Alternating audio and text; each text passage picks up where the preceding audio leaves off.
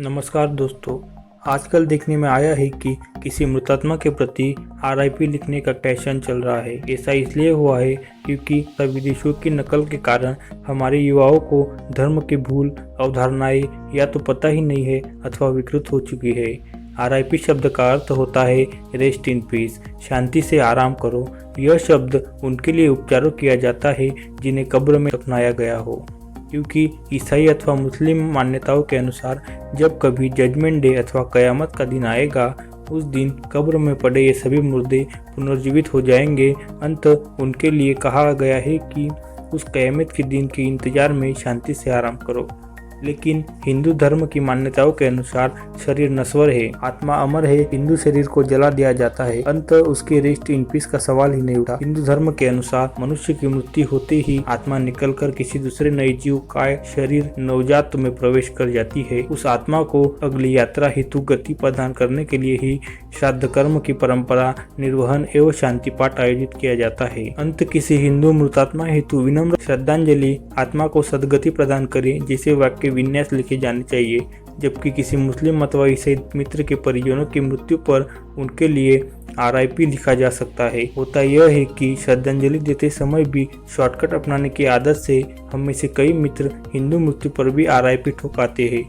यह विशुद्ध अज्ञान है और जल्दबाजी है, इसके अलावा कुछ नहीं। अंत कोशिश करें कि भविष्य में यह गलती ना हो एवं हम लोग दिवंगत आत्मा को श्रद्धांजलि प्रदान करें, न कि उसे रेस्ट इन पीस करें। मूल बात यह है कि क्योंकि अंग्रेजी शब्द सोल का हिंदी अनुवाद आत्मा नहीं हो सकता, इसीलिए स्वाभाविक रूप से आरआईपी और श्रद्धांजलि दोनों का अर्थ भी पूर्ण रूप से भिन्न है। धार्मिक अज्ञान एवं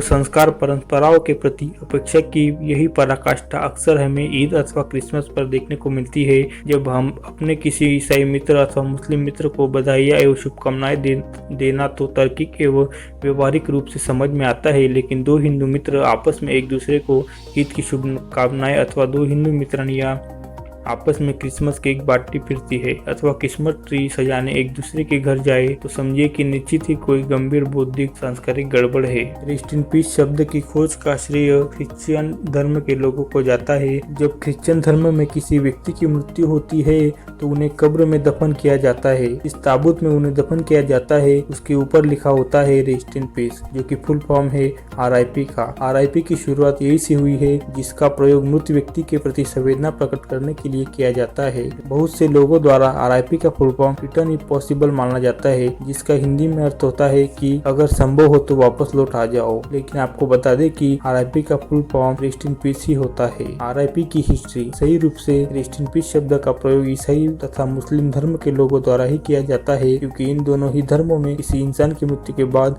उसे जमीन में दफन किया जाता है। इन धर्मों में मान्यता होती है कि इंसान को कब्र में तब तक शांति से रहने की जरूरत होती है तब तक कि गॉड उनके कर्मों का फैसला न कर दे। इसलिए इस धर्म में मृत्यु के बाद उस समय के लिए व्यक्ति की आत्मा को शांति से रहने के लिए रेस्ट इन पीस शब्द का प्रयोग किया जाता है। अंत आरआईपी मुख्यतः ईसाई धर्म तथा मुस्लिम धर्म के लोगों द्वारा मरे हुए व्यक्तियों की आत्मा शांति के लिए प्रयोग किया जाता है, क्योंकि ये लोग मृत्यु के बाद शरीर को कब्र में दफन करते हैं। आरआईपी का आज के टाइम में इस्तेमाल सोशल मीडिया के चलते अब हर किसी द्वारा इस शब्द का व्यापक प्रयोग करते देखा जा रहा है। जबकि किसी भी मृत्यु की खबर सोशल मीडिया पर दिखाई पड़ती है तो हर व्यक्ति आरआईपी लिखकर ही व्यक्ति की आत्मा की शांति की कामना करता है। दोस्तों, आशा करते हैं कि अब आपको आरआईपी फुल फॉर्म की ये वीडियो पसंद आई होगी। अगर आपको हमारे द्वारा दी गई ये जानकारी पसंद आई तो आप इसे अपने जानने वालों के साथ जरूर शेयर करें। इसके साथ ही अगर आपके पास कोई महत्वपूर्ण सुझाव तथा जानकारी हो तो हमें कमेंट करके जरूर बताएं। नमस्कार।